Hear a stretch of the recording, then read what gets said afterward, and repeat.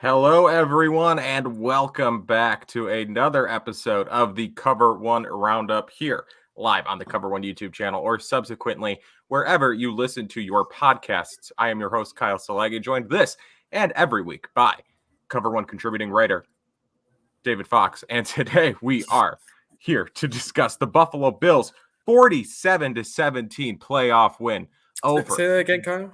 I'll say it again for the people in the back. The Buffalo Bills 47-17 wild card round win over the New England Patriots. We'll talk about our takeaways from that. We're introducing a new segment that's going to become a fan favorite. I can already feel it. You know, sometimes you just come up with a segment where you're like, you know what? This is really good. This could be a spin-off podcast. This could be a podcast in and of itself. You guys will see what that is momentarily, what this wonderful new segment is. We'll get to that soon. And also we'll do a brief Chiefs preview, I guess, at the end of the show. So joining me this week to talk about this historic, monumental, landmark win, it's David Fox. David, how are you? We're doing wonderfully because that might be the greatest Bills win I've ever seen in my entire life. I wrote that down. I wrote that in my notes. Maybe the greatest Bills game of my life. Yeah. I mean, what more do you want out of a game? A playoff win against your most bitter, hated rival, and you do it in a historic fashion, absolutely humiliating and embarrassing them. A perfect game. I think Tim Graham wrote an article after the game. I think it opened with, I think it said, in Buffalo it was 5 degrees. In Greenland it was 13 degrees. In Moscow it was 27 degrees. In Alaska it was 17 degrees. But the Patriots were left in 50 degrees. Because that is the temperature of the earth when you are buried 6 feet under. That's a great lead. That's why he gets paid the big bucks. I just spat all over my my microphone here. No, that's an incredible lead. That is top notch. Jason Taylor writes, got that 70s porn star, adult film star look happening. Do we have to put the explicit? I don't know. I don't on the podcast. Yeah. Then? I will, right? We're 2 minutes in now. This gives us a leeway to just swear. Is that faux fur on his chest? Is that fox fur on his chest? Love that. Chris M writes, Fitzmagic 2022 QB2. Who says no? Thank you, Chris. Thank you. Super chat. Very much appreciated. Yes, David is, of course, bringing back that Ryan Fitzpatrick look. He was at the game. We will talk about that momentarily and the rest of everything that happened in this incredible game. But before we get into any of that, this show and Cover One in general are brought to you by Underdog Fantasy. What is Underdog Fantasy? It is a relatively new daily fantasy app that Cover One has partnered with for this season. We're in the playoffs now, so regular fantasy football's over. So you have nothing better to do than win some money using Underdog Fantasy.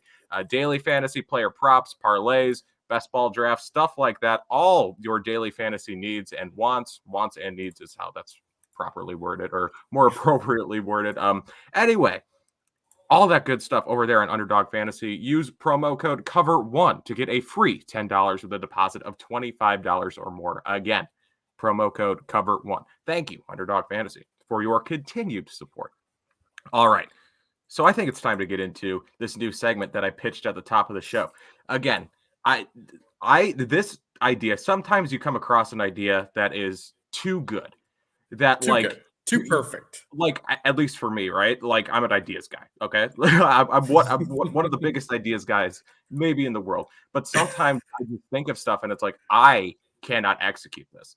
But I'm going to give it my best shot. Again, this is the new segment. It's called, while we find the graphic, What Did Josh Allen Do This Week?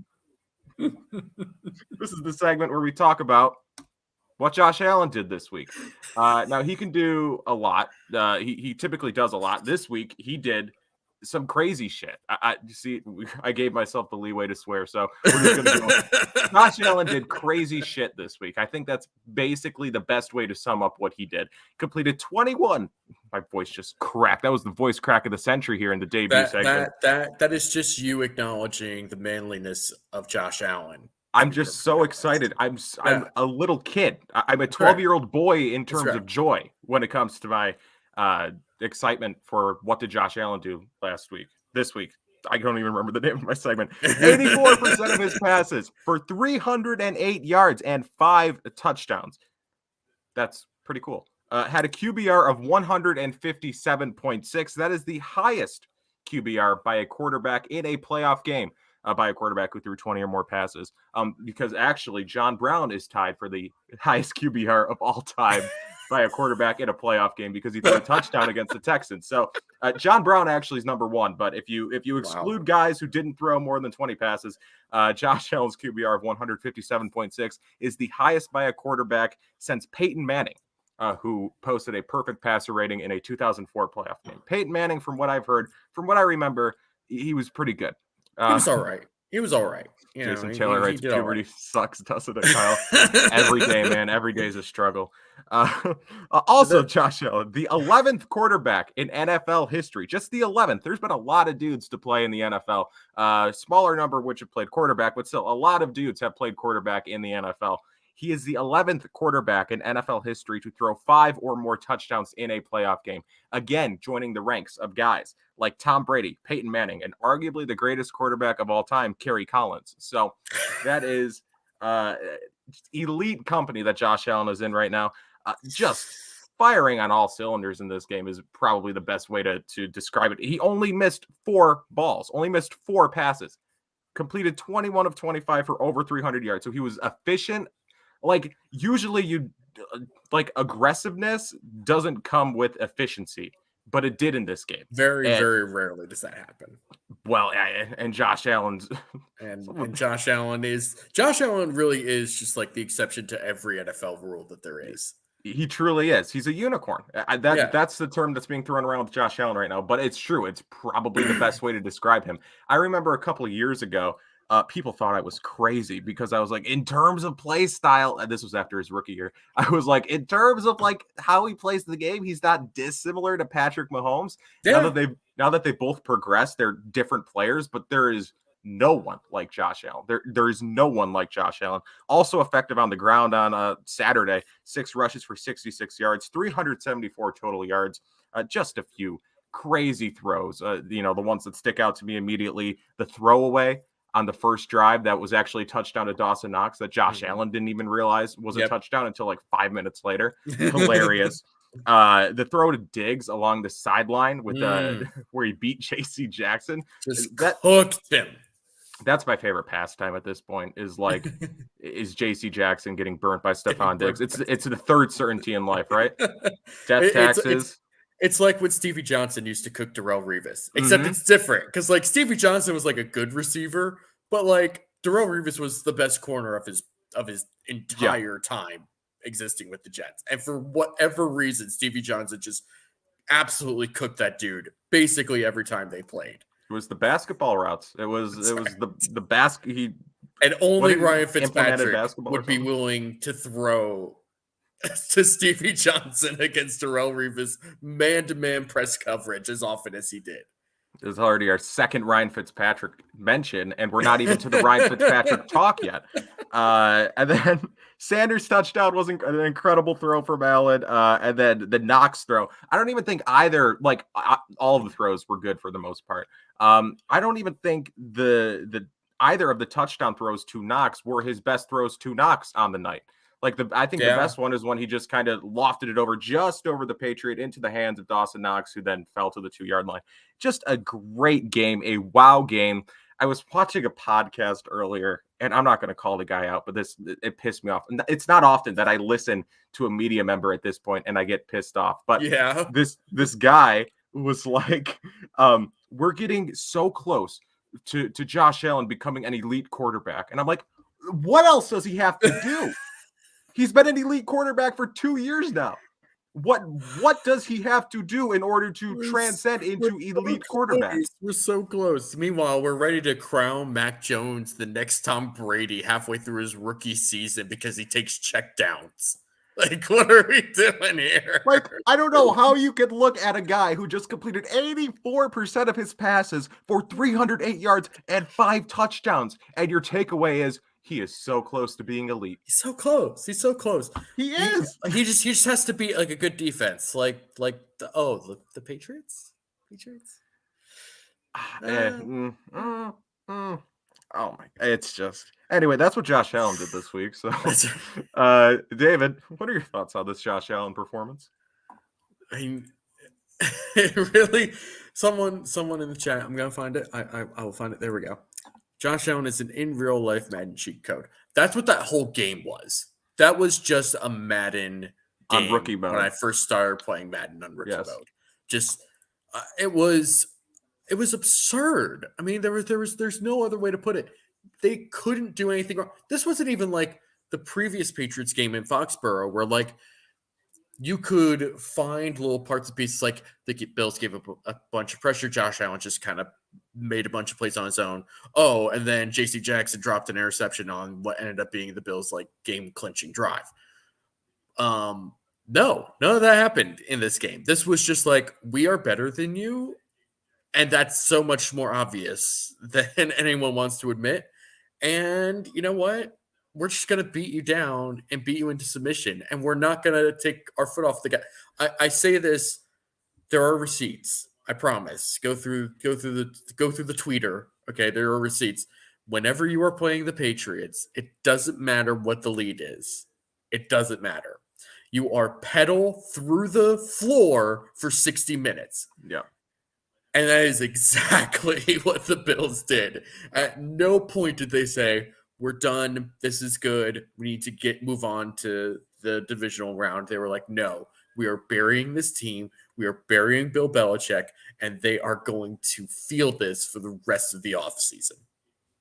Truly. I mean, I've seen some people in Patriot land try to spin it as like, oh, the Patriots need this.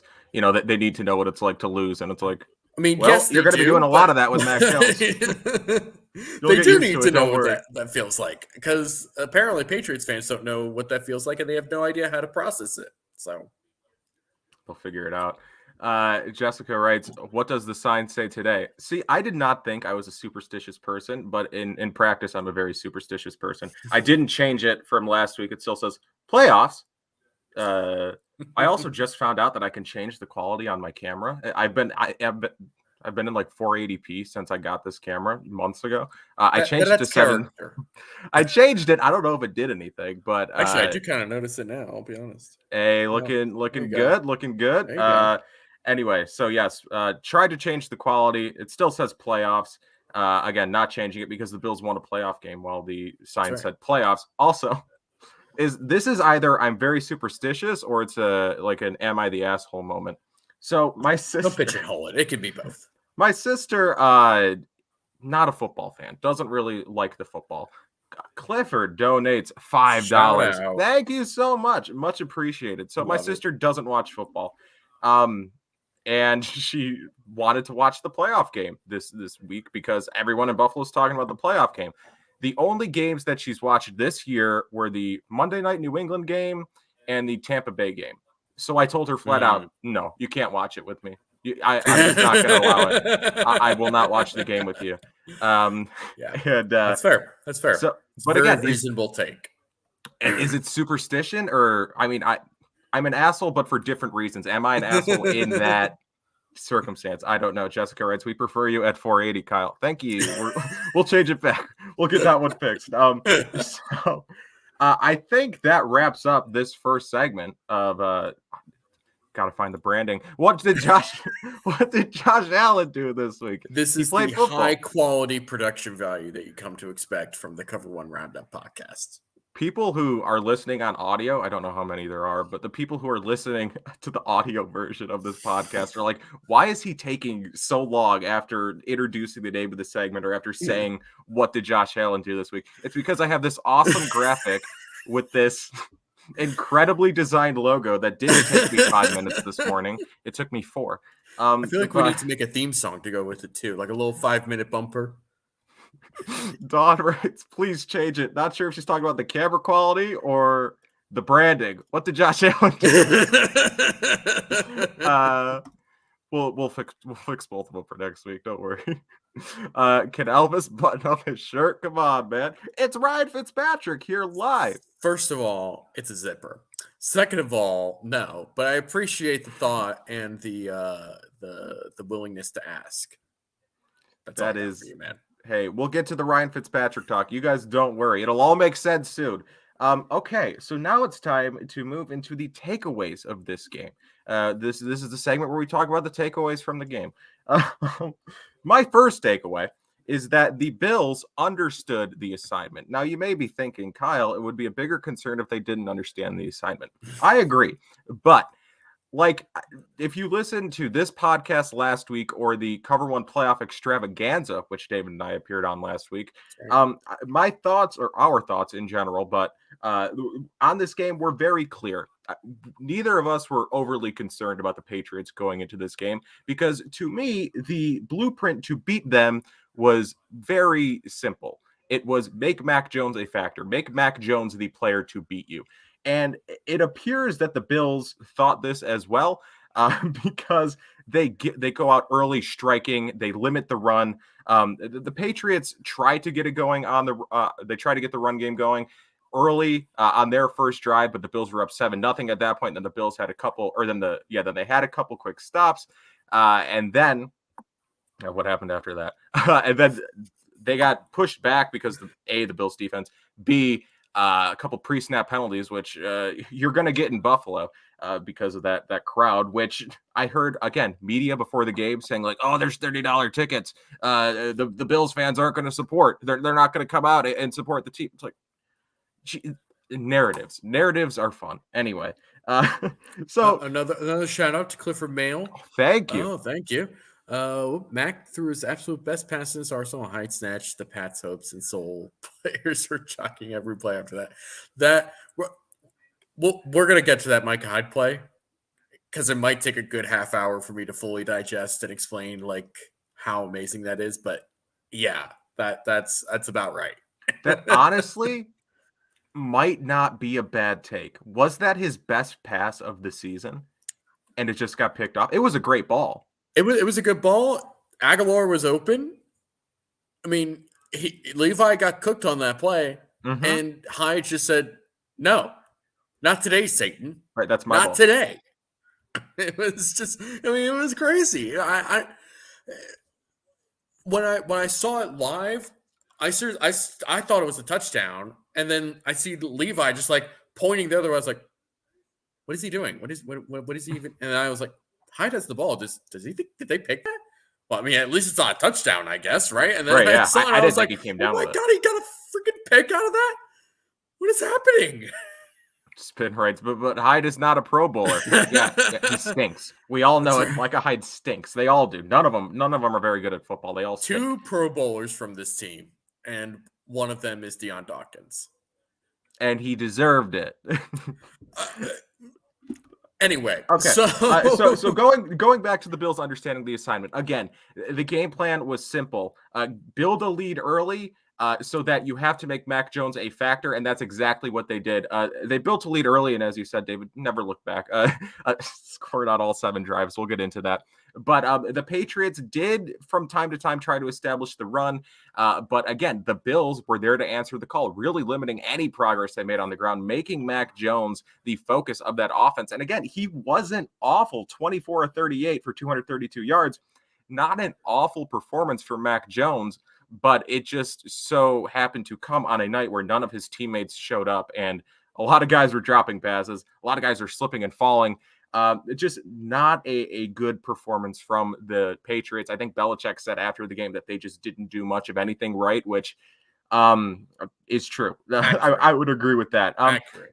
But again, a good game plan, and it was flawlessly executed, I think, by the team. Just execution on all levels it was excellent. I liked the offensive game plan. Again, it's like, is it the game plan, execution, or were the Patriots, was the defense just slow and overmatched? It's probably a combination of everything. The answer is yes.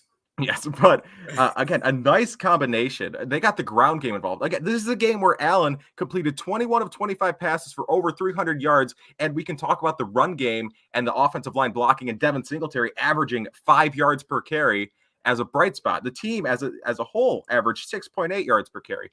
Just everything they tried to do was working.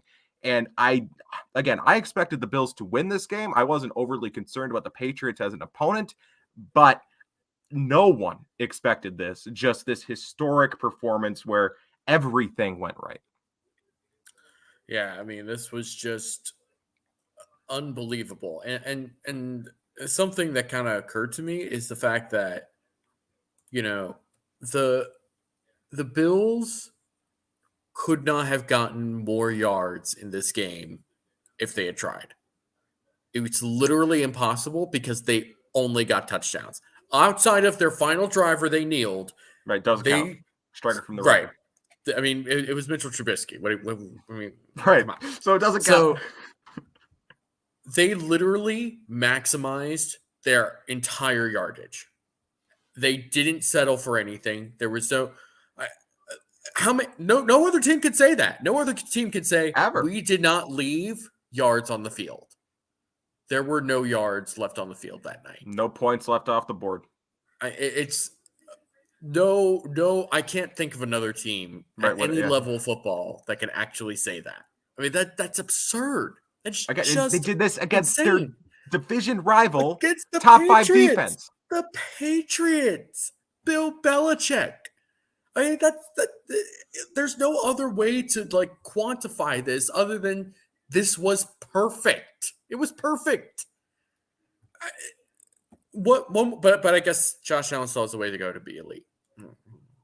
Right. He's so close to being elite. He is so close. Shout out to Dylan. Thank you. Schmelzinger. I hope I'm saying that right. Oh my gosh. Flawless. Looks like you gave us money. I'm going to butcher your name. I hereby will recognize Micah Hyde only as Sheng Tsung. Is that a... This is a reference to something that I am not aware of. I want to say a video game. I'm not sure, though. Let me have my producer pull this up. If I were a betting man, I would say a video game, a fighting video game. I could be wrong, though. I probably am. But thank you so much, Dylan. See, I would be mad if I were him. I spent $2 and the people didn't even get my reference. I would be mad.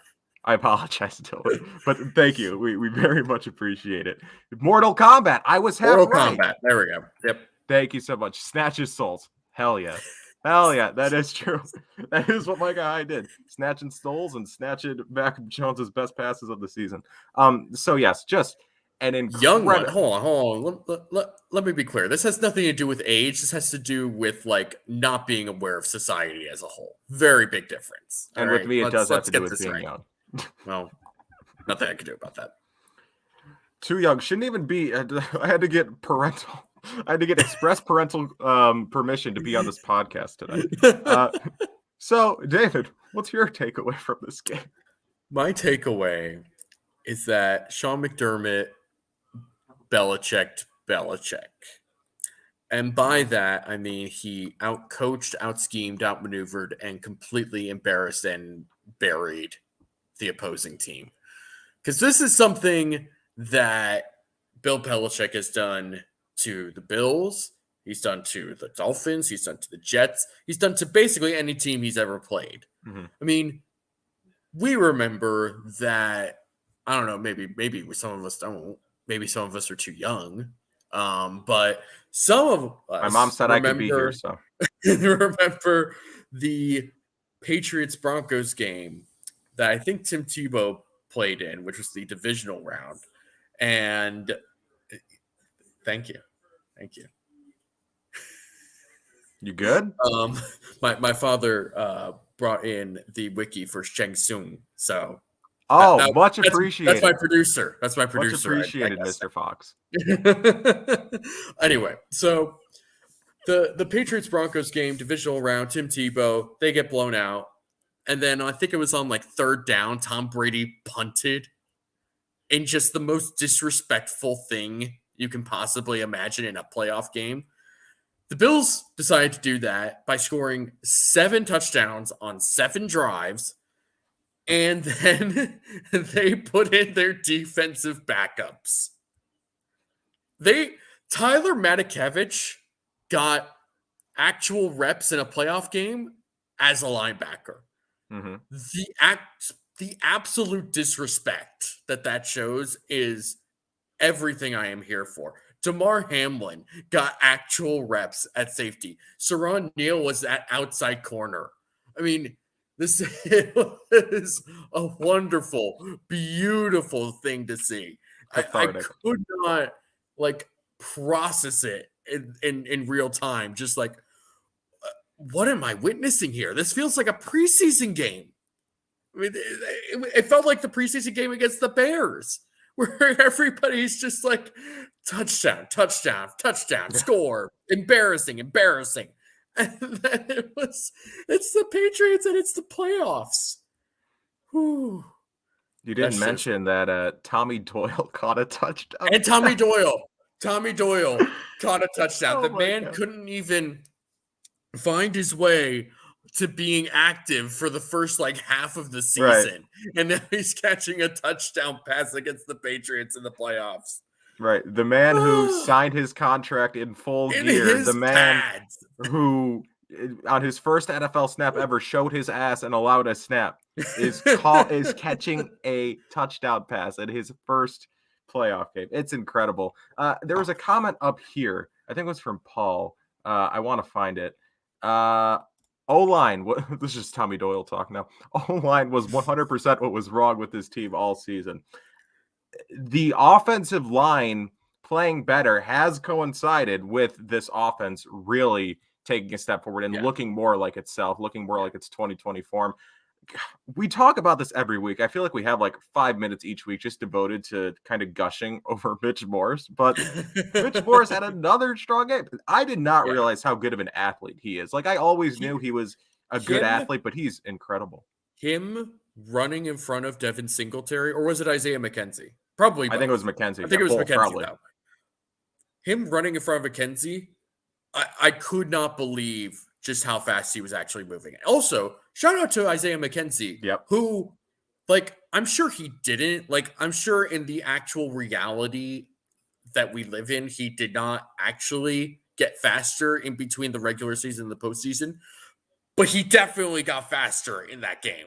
Because there are angles that the Patriots took on some of those plays where I'm like, okay, he's going to get a couple of yards. That's fine. And then he just blew straight past them. I was like, what am I watching second year CJ Spiller here? What's happening here? He's just too fast. That was insane. I've never seen that from, and we all know Isaiah McKenzie's fast. We all know that. Mm-hmm. But that was just an absurd level. That was crazy. And I think it may have just over-exaggerated one of the biggest problems on the Patriots defense right now, which is just that they're old and slow. Very slow. And just a lot of those guys have been on that team for a while. Lawrence Guy, who has been just rock solid, steady for so many years for them. Kyle Van Noy, same sort of thing. Dante Hightower. I mean, my gosh, that dude should that 2018 Super Bowl where they beat the Rams and Julian Edelman somehow got MVP. That should have been to Dante Hightower because he played an absolute incredible game in that Super Bowl and has been an incredible linebacker for the Patriots for the past decade. Long time. And he has shown his age, and he's a free agent this year. And I think that might have been his last game as a New England Patriot. And I mean, the Patriots spent a lot of money in this offseason. That was one of the biggest surprises of this past offseason was seeing the Patriots spend all this money, which they generally don't do in free agency. Right, yeah. They went and got Devon Godchaux. They got the 2 tight ends, Jonnu Smith and Hunter Henry. They got Aguilar. They got Bourne. They got someone else, I'm sure. Oh, yeah, they brought back Trent Brown from the Raiders. I mean, they spent a lot because they were like, we're not going through this crappy losing season again where we just struggle to get 7 wins, And to their credit, they got a lot of wins out of that. They got 10 wins. They got into the playoffs. They made a quick turnaround. But now, at the end of the season, you're also left thinking those positions were good. Those were good investments in terms of like what you got out of them, except for Johnny Smith, who I think everyone agrees is a pretty big disappointment, especially for the money he was given. But now you look at the fact that this roster still isn't complete. They're not like a piece or two away. They kind of need to overhaul a lot of this defense. I mean, they've got work to do. And the Bills, on the other hand, sure, there are weaker spots than others. I mean, I would say that the offensive line, as well as it's been playing, is not perfect and could probably use some upgrades at certain positions, or at least more competition at certain positions. I think the depth or the type of wide receivers that they have aren't good for yards after the catch. But at that point, you're kind of just nitpicking. Whereas the Patriots, you're looking at it like they need a new pair of linebackers. They need another edge guy that isn't Kyle Van Noy. And by the way, they do have that. They have Chase Winovich and Josh Uche. They just didn't use them.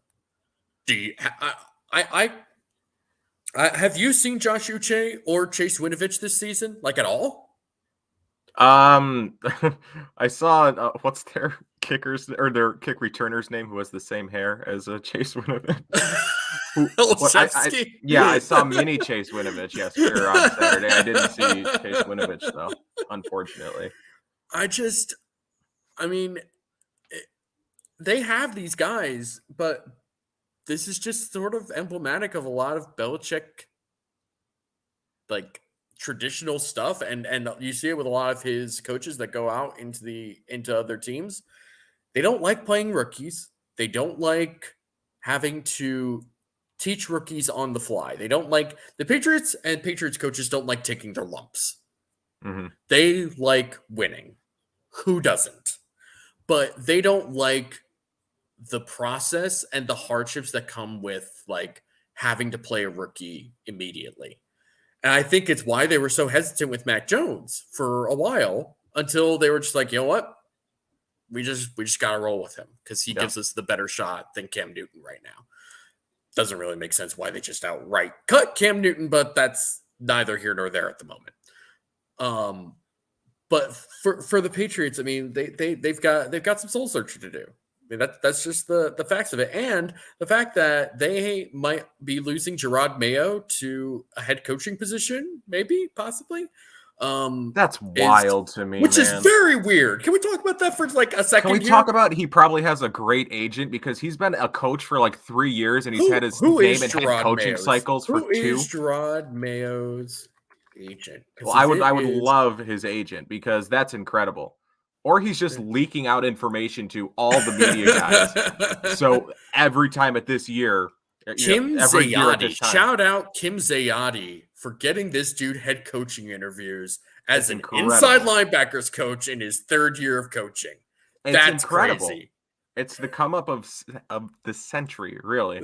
I mean, like, he was a good player, and obviously I have no doubts that he's a good coach. But like, head coach after 3 years of coaching inside linebackers, are we sure? He's young, right? He's only like 35. He didn't retire that long ago. Right. Well, that's why I'm getting old. I remember this dude playing playoff games. Like, what are we doing here? Everyone wants the defensive, or everyone wants their Sean McVay still. Everyone still wants the young guru on whatever side of the ball they coach. Sometimes you get Brandon Staley, who's too smart for his own good. And then sometimes you get Sean McVay or Zach Taylor. Zach Taylor is just a Sean McVay hire, and it worked really out. Was. Apparently. And like, weirdly enough, it's worked. Or is that just Joe Burrow? I think part of it is like, that's Joe a whole Burrow's other just podcast. Right. Joe Shiesty just out of his mind. But okay. Anyway, Rob writes, dude, take off your sunglasses. You look like a dope. He looks like Ryan Fitzpatrick. I mean, he's not wrong, but also I do not care right now. Once we Even get though to the Ryan my Fitzpatrick eyesight talk, is going to be absolutely messed up after this podcast from wearing these indoors. Dude, shout out Clifford. Clifford Again. Thank Man you. is funding my Right. student loan paybacks. Thank you. I'd scooped that punt, ran around the corner. I counted 3 guys, not linemen, watching and jogging toward him just now. So the only dude who stopped him on that play was Tyrell Dodson.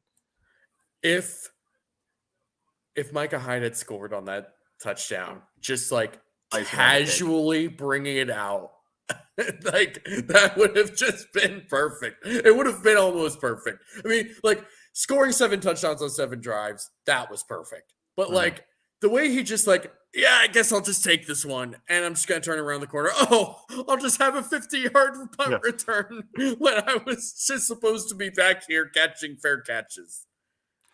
I do. You brought up Belichick there, and I do want to talk about Belichick because, I mean, for him, probably one of the greatest coaches of all time. For my, cheating aside, he's good at his job. But, look, if you're not cheating, you're not trying. Exactly, right? That's what DJ Williams said on that podcast. Yep. Look, I think he's a good coach, but hurting or losing a game like this, especially a playoff game, and you lose 47-17, that's gotta hurt, right? That obviously doesn't sit well with you. But for Bill Belichick, knowing that this loss came to your division rival, to a 25-year-old quarterback who you have not been able to stop, given the weather is fine, you haven't been able to stop him in 2 years, really. Yep. You do not have an answer for him. You do not have an antidote. There we go. Big words. You have not yet developed a plan to effectively stop him time and time again. And the fact that this game, this embarrassing loss, came against a quarterback who, assuming he coaches for the next 10 years, he's going to face twice a year, he's just got to be scratching his head right now. Like, what do I do? How do I stop him? How do I stop this from happening? And I don't know if he can. I don't know if you can stop Josh Allen. I'm not sure if he can either, but I think if there is someone who could develop a way to do it, it would probably be Bill Belichick. Yeah. I hope I'm wrong. And I'd rather it be someone else, if anyone at all. But I mean, someone like Bill Belichick, I mean, that man has a lot of pride. And he's going to take this loss and he's going to spend a lot of time trying to just figure out, what do I do here? Who do I need? Who do I need to be in this building practicing with this team to stop this guy? Or at the very least, just slow him down. I mean, the wind game aside, the Bills have not punted against the Patriots in 2 straight games. Mm-hmm. They haven't punted. Wild. That is wild. Doesn't happen to Bill Belichick teams. The first time it happened was that second Patriots game, and then it happened again. It's absurd. Is that just Dable knowing absurd. Belichick, or is it just a medley of everything? Here's the other thing that isn't getting talked about enough with these coaching hires in particular. We always talk about the Belichick coaching tree being very disappointing. You have guys like Romeo Crennel and Charlie Weiss and obviously Josh McDaniels, Matt Patricia, Brian Flores to a kind of weirder extent. Mm-hmm. But someone like Daboll has been around the league for a while. And unlike a Josh McDaniels or even a Charlie Weiss, who just took the bag at Notre Dame, Daboll has like an actual reputation with people who are outside of that Belichick circle. Like that, mm-hmm. we talk about how like people like don't like Daboll, criticize him because, he was on all these different teams. He was a coordinator for all these different teams, and all those offenses sucked. It's like, okay, first of all, his quarterbacks were like Brady Quinn and Derek Anderson and Matt Castle and Matt Moore in Miami. But he got hired by guys that were Belichick guys. I mean, he was hired by Eric Mangini originally, outside of New England. He was the quarterback's coach for the Jets with Mangini, and then he became the coordinator in Cleveland. But then outside of that, he went to Tony Sparano's Dolphins And then he went to who was Romeo Crennel, who was another Patriot guy in Kansas City. But then he gets back to the Patriots, and he's coached a lot of different positions. He's coached tight ends, he's coached I think receivers, but the thing that is probably going to be talked about the most with this coaching cycle with him is going to be the fact that he developed one of the most raw quarterbacks to come out of an NFL draft into a superstar. And we can't discount, and we can't just throw away, Josh Allen, that was going to happen. No, that was not going to happen regardless. There are so many variables that could have happened.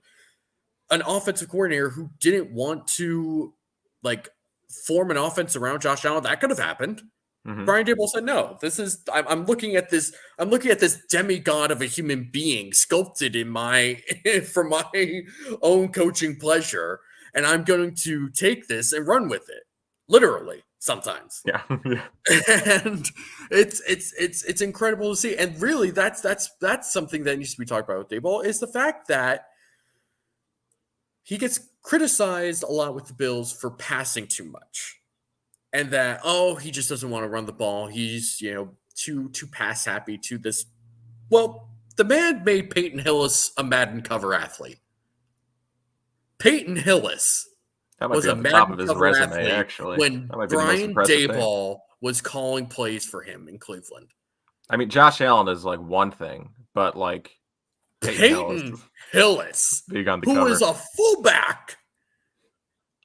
That's the last fullback to be a 1,000-yard legit player. And I understand they used him basically as a halfback, but that dude came into the NFL as a fullback.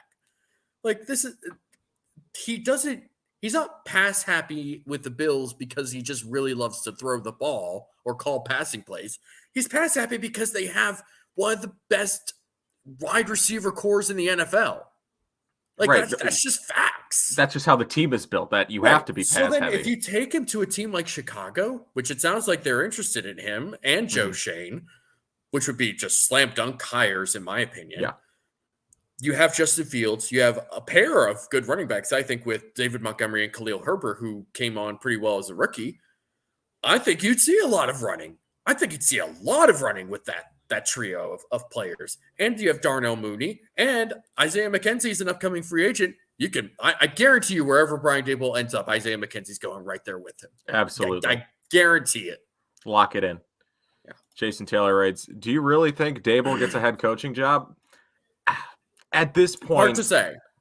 There's a lot of candidates and there's a lot of jobs. It's a lot of politics involved with the two.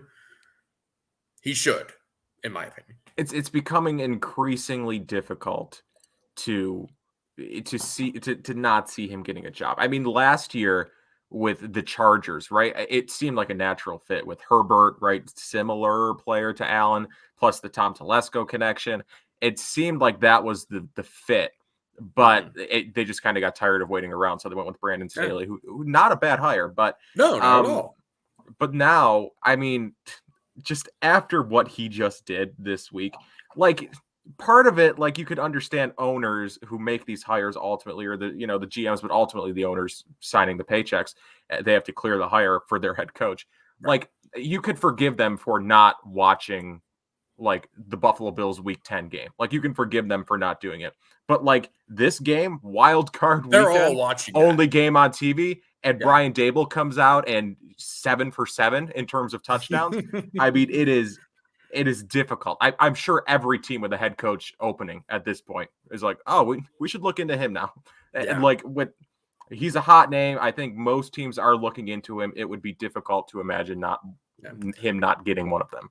If Chicago does not hire Daboll, Coach Fields, they better hire 85 Bears vet Frazier. Both would be great. I feel like we talked about this before. I feel like Frazier's been connected to this Bears job for a month now. Mm-hmm. And again, that would be a great interviewing hire. On Friday. Yeah. That would be a phenomenal hire for them, honestly. I mean, any Frazier or Daboll, both would be phenomenal hires for any NFL team, to be perfectly honest.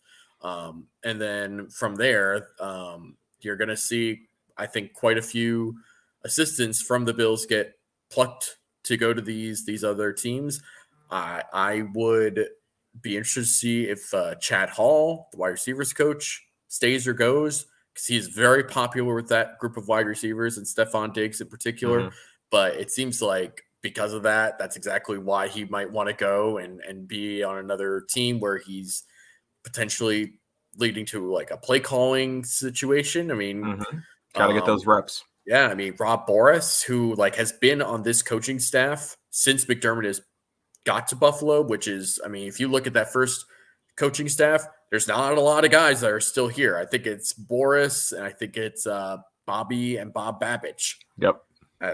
Frazier, that's pretty much it. But... And Leslie Frazier. Yeah. The rest of them, he cycled through a lot of guys that he knew, and then he brought in a lot of new guys, and those are going to be his guys. And Rob Boras, he's done. I mean, look at Dawson Knox right now. I mean, that's another thing where like what we just talked about with Daboll and Allen. I mean, they gave Dawson Knox, who was a good athlete at tight end, just completely underdeveloped at Ole Miss. They said, do something with this dude. And for the first 2 years, it was a bit of a struggle. It was very up and down. And third year, I mean, we see it on a throwaway. He's catching a touchdown in the corner of the end zone. He's turned into a legit tight end, like an actual real tight end. And not just as a receiver, he's a good blocker. He's turned into a much better blocker in the NFL. I mean, people don't talk about that enough with in particular to Rob Boras. He deserves some extra praise. He came to Buffalo like right after he got fired from the Rams when he was the offensive coordinator for them. When they had Case Keenum and a rookie Jared Goff, and was just like, oh my gosh. I mean, you could tell he was struggling, and like, how could you not? But man, he's I think had a great bounce back. He's been phenomenal, and I'd be interested to see if he stays or goes as well. John DeMarchi coming in clutch. Thank you so much. I'm assuming Frazier, number one defense with no Pro Bowlers, ! Because they all stink. They're all bad. No, they're terrible. Bad defense. It takes Levi Wallace with him.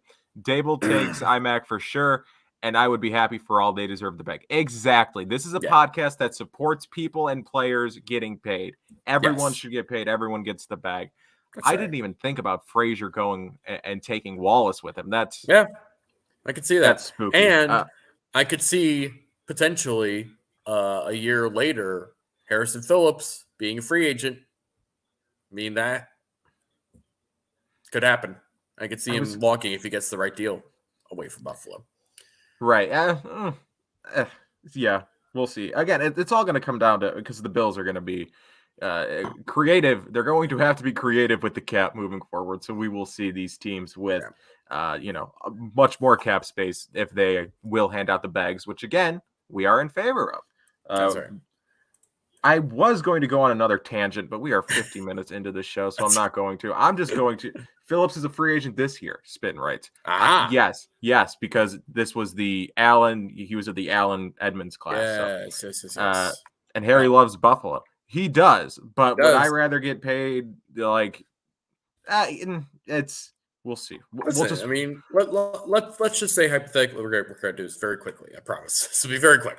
But let's just say hypothetically that Frazier or Daboll, let's say, takes the Chicago job, and they want Harrison Phillips. I mean, Chicago's not like Chicago's a great football city. Like that fan base. It doesn't matter how bad those offenses are. It doesn't matter if Rex Grossman is quarterbacking your team. They are out there. And in a pretty bad stadium, too.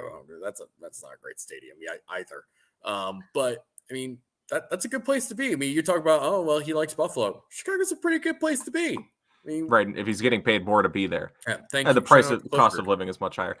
Clifford again donating to the David's student loan fund. Thank you.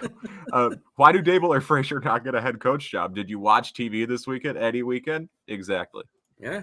Exactly. That speaks for itself. All they have to do is put on the Patriots game, and that's it. All right, I'm going to get to this last takeaway. So then we can continue to go on tangents. So my last takeaway, we basically, beat around this topic throughout the entire show, but this was a historic game for many reasons. One of them or just focusing more on the game itself and why, the game itself is historic. So again, 7 possessions, 7 touchdowns, 0 punts, field goals, turnovers, or fourth downs. That's the first time in NFL history that a team has ever had 0 punts, field goals, turnovers, or fourth downs scored on every single drive in NFL history. First time that's ever happened. And just like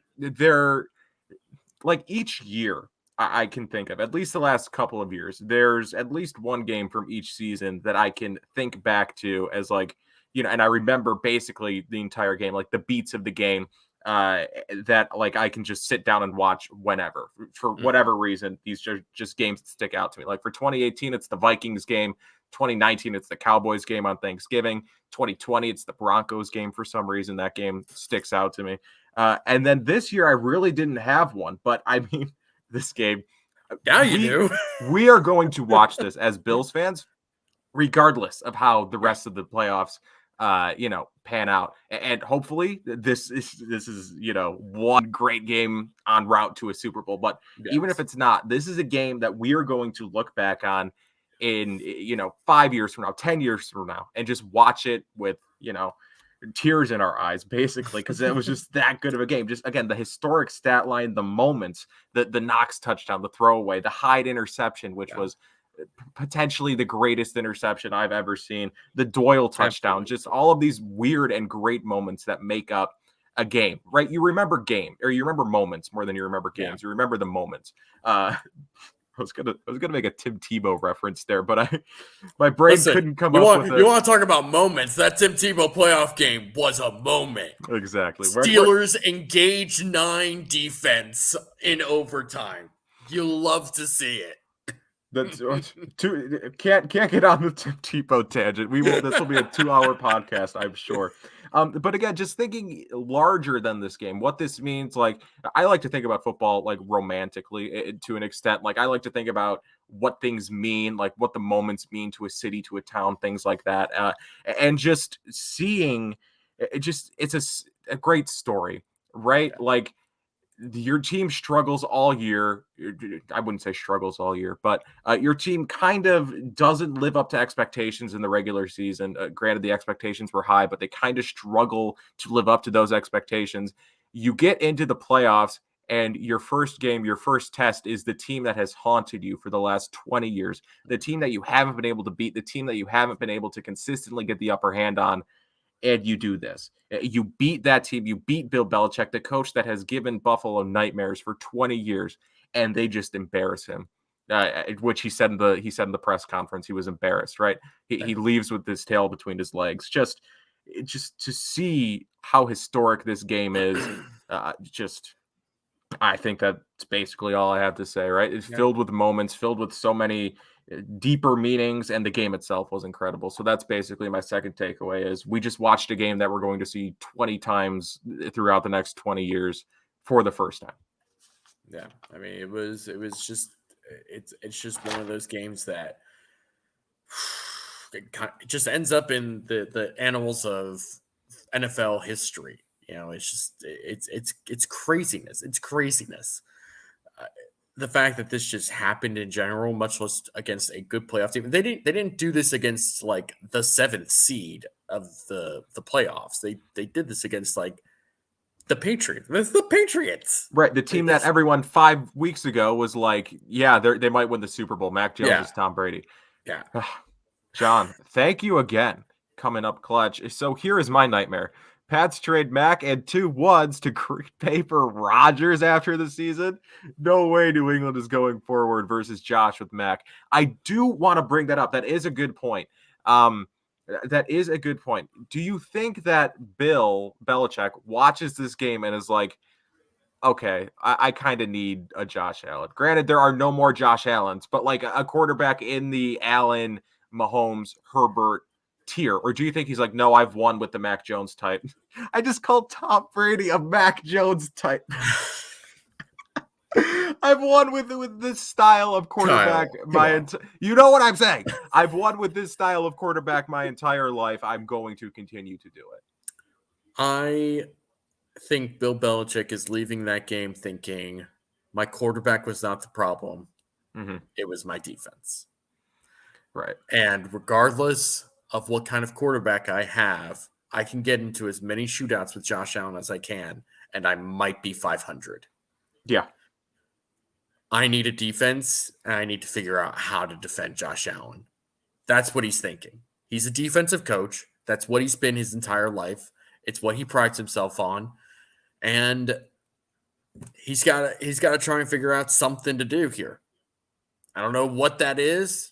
I mean, he might go full galaxy brain this offseason and just pull a Mike McCarthy and watch every snap of the 2021 season and then say he didn't just to get the job. I mean, he's Bill Belichick.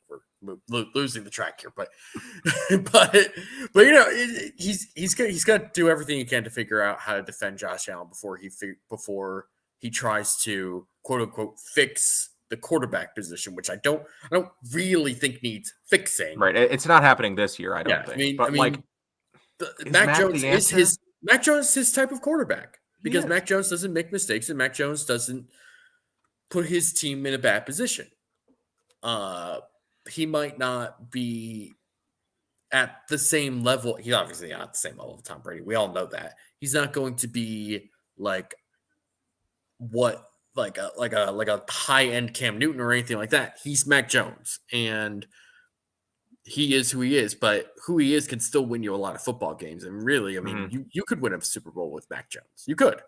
But they also need to do something else to help him out because Mac Jones, at Alabama, threw to a lot of receivers. Not a lot of very good receivers. A lot of very good receivers. Well, the Patriots need to start getting some good receivers instead of paying, $50 million to Nelson Aguilar and Kendrick Bourne. And Kendrick Bourne's not a bad player, and neither is Nelson Aguilar, but these aren't guys that are going to win one-on-one all the time for you. In your opinion, is Mac Jones a pull-the-wagon quarterback or a be-pulled quarterback? He's a be-pulled. He is. When I worked at Sports Info Solutions, we had a couple different buckets when we were scouting quarterbacks. We had win in spite of, who you know who that is. That's your EJ Manuel type, right? And then Baker Mayfield. Yikes! Joking. You have your win with quarterback, and then you have your win because of quarterback. I think he's a win with quarterback. Yeah. I think there's a lot of quarterbacks in the NFL that are win with quarterbacks. There's not a lot that are win because of quarterbacks. I think Mac Jones is a win with quarterback, and you can win a Super Bowl with a win with quarterback. We've seen it plenty of times. I mean, we almost saw it a couple of years ago with Jimmy Garoppolo, right? But then you also think of the fact that they probably should have won that Super Bowl, but then Jimmy Garoppolo missed a deep pass to Emmanuel Sanders that would have sealed the game for them. Yeah. So those are the sorts of things that you get. You can get like a great defense like the Niners had that year, and Jimmy G can have just a solid season all throughout with a great rushing team. Again, very much like how the Patriots want to play. But when the moment comes, are you going to be able to make that throw? And sometimes he'll be able to make that throw, but sometimes you can't, and he can't. And are you willing to live with that potential consequence? Because when it comes to the moment, Josh Allen lives up to the moment. That's just facts. And I'm not sure if Mac Jones is that type of player. He might become that type of player. Maybe. See, Jason writes, Jones will be quarterback 1 in New England, and then Devin writes, I think New England will give Mac another year. I don't know if I made this point clear enough. I do not think they move on from Mac Jones this year. He's not one of those guys. No shot they do. He's not one of those rookie quarterbacks who didn't. I think most rookie quarterbacks, right? Most rookie quarterbacks get a second year, and he certainly showed enough in year 1 to get another year, to get another shot. I just don't know. And I hate the reactionary, media, the conversations. Is Mac Jones the answer? Do they move on from him now? No, obviously not. But I just don't know if long-term, given, again, you have to face Josh Allen twice a year for 10 years at least. And assuming you get past him, you have to face Herbert, assuming they figure out what they're doing in Los Angeles. You have to face Mahomes. The murderer's row of quarterbacks you have to get through just in the AFC to get to the Super Bowl is insane. I don't know if Mac Jones's ceiling is high enough to lead the Patriots to that. Yeah, I mean, this and maybe it's not. Maybe it's Burrow. not. I forgot Burrow. Lamar. Yeah, maybe he's not. But I also don't know if Bill Belichick is willing to acknowledge that. Jones is not Peterman. No, you're right. This is true. You're certainly Jones, right. Jones can throw outside the numbers without it being an interception. Do you remember that? I don't know if I've ever told it. I'm not going to tell the story. Never mind. I'm not doing it. Maybe that's an off-air conversation. An after dark episode of the Crumble Road Roundup when I've had a couple of beers. All right. So we're already an hour deep, but I do want to talk about the playoffs because the Bills are still in the playoffs. So what happened in the rest of the league does affect the Bills. So this is the playoff roundup. Just quickly gloss over what happened in the rest of the league this weekend. Cincinnati defeated Las Vegas. The Bengals are on one right now. They're an electric team. But assuming this weekend pans out as I think it's going to, I think it'll be a Bengals-Bills AFC Championship in Buffalo, which is a favorable matchup for Buffalo just because, again, the Bengals are a great, fun, young team. But as Steve Smith said on the about the Bengals on the Pat McAfee show last week, you don't know what you don't know. I mean, the Bills are a year removed from losing in the AFC Championship. The Bengals haven't been in the playoffs in a long time. So the Bills will be fueled by that, that still stain of losing last year, wanting to overcome that, wanting to get to the Super Bowl, whereas the Bengals, they're not, in the happy to be here tier, but they're closer to that tier than they are to, we're fuel to get to the playoffs or to the Super Bowl. Anyway, Bucks defeated the Eagles in a great game, close game. Niners defeated the Cowboys, which, hey, if anyone listened to this podcast last week, I said, if you want to pick an upset this week, go Niners over Cowboys, and there you have it. And then the Chiefs beat the Steelers. McCarthyism strikes again. Yes. Before we get into a brief Chiefs preview here, any thoughts about any of these games in particular?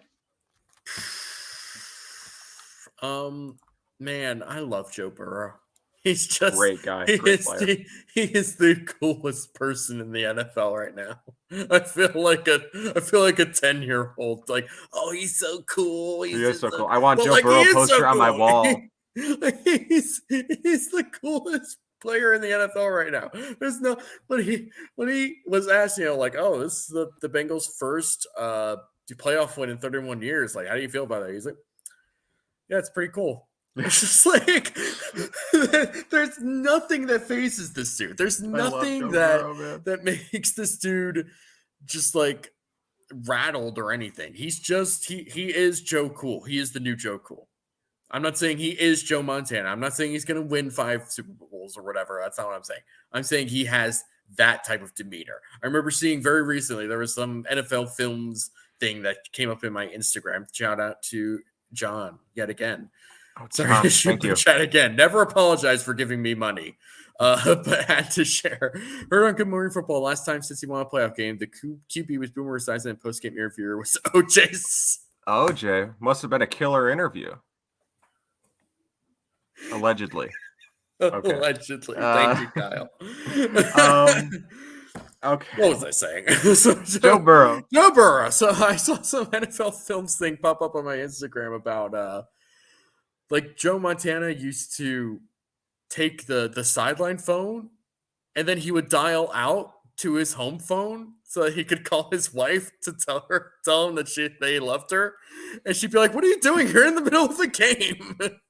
And that's just the same kind of attitude that Joe Burrow has. Just like absolutely nothing takes him out of the moment, and he knows how good he is. But he's not. But he doesn't come across as arrogant. He's just pure confidence. He doesn't think of himself as any better than he is, and he doesn't think of himself as any like worse or like fake humble than he is. Like he knows who he is. He knows exactly who he is, and that is a very rare thing to find in an athlete, especially a professional athlete. And it's just really cool. And I love Joe Burrow. Anyway, This may sound like an insult, and it's not. I want to make that perfectly clear. This is not an insult. But Joe Burrow is kind of like frat boy Josh Allen, if that makes sense. Like, Yes. they have similar, they're confident, they know they're good, and they're funny about it, but they're still Yeah. humble. And Joe Burrow just attacks that personality in a different way. Like, Yeah. I remember he threw for 500 yards against the Ravens, and then he comes out and does the post-game press conference in a Santa hat and a Yeah. Krabby Patty sweatshirt. I cannot imagine.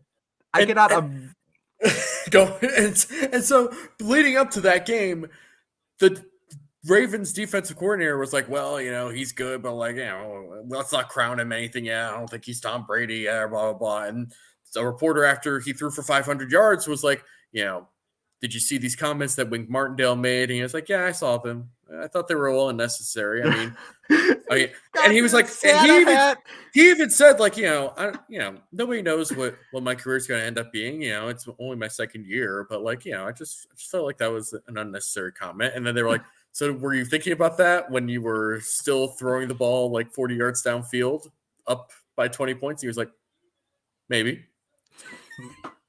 He did the meme in like last week's press conference. Yeah. It was like, I bet Jamar's down there somewhere. Yes. Oh my God. It's just, Joe Burrow's great, man. He really is. Also, the Cowboys are weird. Man, those Cowboys. Is it fair to say that this is a stupid take, maybe? Is it fair to say that Kellen Moore is Jason Garrett in a sexier package? No, I think that's an excellent way of putting that. You know why? Because I think at some point during his first year as an offensive coordinator, I think during their training camp, he basically said, we're using Jason Garrett's playbook. We're just doing it differently. We're just like sequencing things differently. We're using things in different packages or with different personnel groupings or whatever. It's still Jason Garrett's playbook. He came up to be an offensive coordinator under Jason Garrett. Like, I don't know what else to expect. I don't know why we expected anything different. And I guess it's because in that first year, they started off hot. They were hot. And they've started off hot each of those first 3 seasons with Kellen Moore as the offensive coordinator. And then down the stretch, they just cannot figure it out. I don't know what it is. I would have to ask some more plugged in Cowboys people, like real X's and O's people, to really dig into what the actual problem is there. But it kind of just feels like they're trying to do too much with the packaging of the thing rather than just like doing more variants of the thing itself. It feels like they're dressing things up without changing things. It's almost Sean McVay like in a way, but they're also much worse at executing because Mike McCarthy is their head coach, not Sean McVay. Got a lot of Cowboys thoughts. My mom is from Philadelphia, therefore I am also an Eagles fan. So I see a lot of Cowboys games, and so yesterday was a great day for you. It was a great day, especially after that Philly loss. Seeing the Cowboys not only lose but lose the way that they did. Just the ref's fault, man. It's the ref's fault that he had to, it is the ref's abide by the rule that's been present. That's right. And like, let's throw real quickly to refereeing, because that first game with Jerome Boger was atrocious. That was like just such a poorly officiated game in so many different ways. The Cowboys-Niners game had a ton of penalties, but at no point did I think those aren't good penalties. Those, like, what are you looking at or anything? Like, they threw the right penalties. There were just a ton of them. And at the end of the game, when you've had a bunch of penalties thrown your way, then you have the referee confer for 10 seconds and then just end the game for you. I understand the feeling of wanting to throw various trash and debris at the referees after that, but also, like, they did their job. Your team did not. Like, don't run a QB draw with 9 seconds left. Okay, the Chiefs, the Bills play the Chiefs this weekend. They've already beaten them once this year in Arrowhead.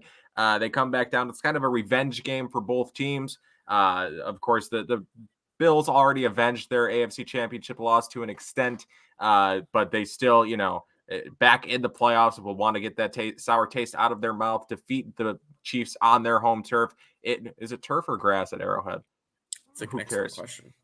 I'll Who have to cares? look at that.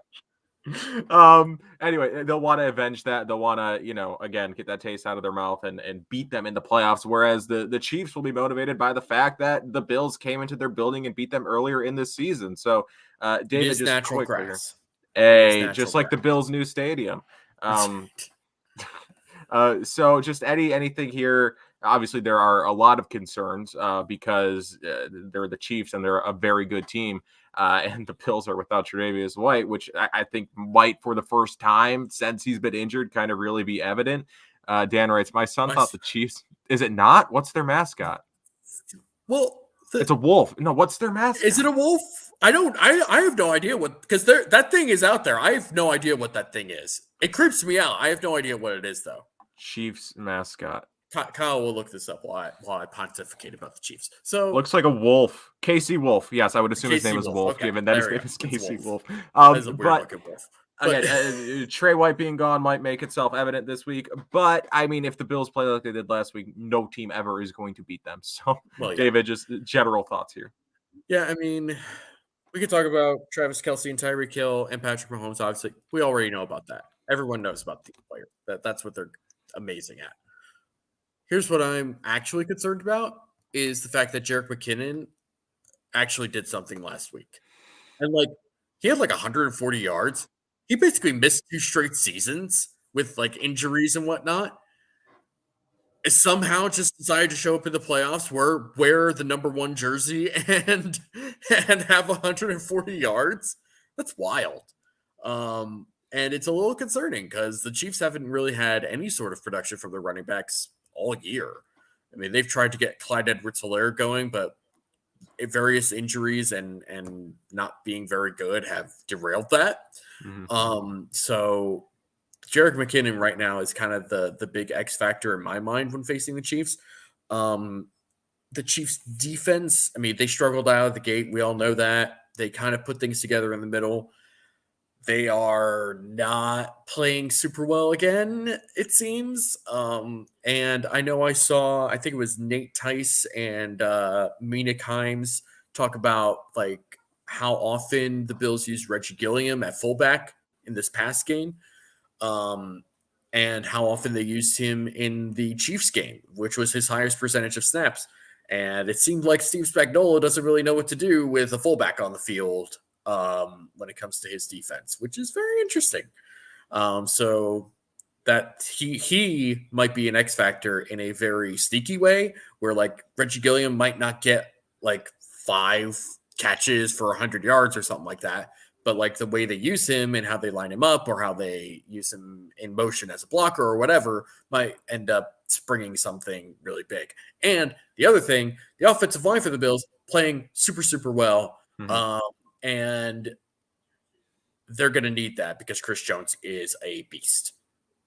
Oh, yeah. Chris Jones wasn't playing last time they played. So, and Brian Dable referred to him today as a problem. So, and Jason writes in chat, don't overlook Hardman and Pringle. True. they have just a talented group of skill position players. So, one thing that no one is talking about this Bills Patriots game is that both of the Patriots touchdowns came on corner routes, and the Bills DBs were burned both times. So, is this a concern? Are we going to see the Bills defensive backs get exposed on corners in the red zone? Well, one of them is an undrafted free agent, and the other is a 7th round pick. What are we calling exposed here? I don't let's be clear. Levi Wallace and Dane Jackson have both played very well ever since Trey White unfortunately got hurt. But I mean, they are who they are, and this is one of those games where you're it's going to be probably more up to Taron Johnson and Hyde and Poyer to really help mask the deficiencies of those 2 guys on the outside. Really, all you can hope for is that whatever it is they end up playing defensively in terms of coverage, that they don't bust it, that they just are more assignment sound than they are just trying to make a play in man coverage, or that they get out. If they get out athleted by Travis Kelce and Tyreek Hill, then so be it. So does everyone else in the NFL. But if you start busting coverages and losing receivers in your zone, that's when things are going to become a problem. So I don't want like a score prediction. I'm not going to put you on the spot like that. But what do you think? What do you think about this game? Are the Bills going to win? I feel not as confident as I did last week. Yes, neither do I. But I do think the Bills emerge victorious. As do I. They're just Bills are on a mission from God. They can't be caught. I think that's a Amen. reference to a film. All right. I think that wraps up this week's edition of the Cover One Roundup. I want to thank all of you for watching. Very great chat tonight. Thank you guys for coming out, listening, for interacting with us. Thank you for the super chats, the donations. Thank you from the bottom of my heart. Very much appreciated that you've spent your hour with us on Monday night, more than an hour. Make sure to follow Cover One on all social media platforms, Twitter, Facebook, Instagram, TikTok, all over the place. That's where we are. Make sure to follow us there. Make sure to consider subscribing to Cover One Premium. There you will gain access to the Cover One Premium Slack, where you can talk to all of us at Cover One and a community of Bills fans on a regular basis, talking about the Bills, life in general, whatever you want to talk about. I'm sure there's a conversation about it being had in the Cover One Premium Slack. So check that out if you are interested. Also, make sure to check out Underdog Fantasy promo code Cover One. Please subscribe to the YouTube channel. Please rate this podcast on iTunes if you feel like it. Whatever. Make sure to follow David on Twitter at dfoxy, at dfauxy. You can follow me. Oh, we got the Russian bots back, baby, just in time. You can follow me on Twitter at Kyle Silagyi. Thank you for watching again. We will talk to you next week.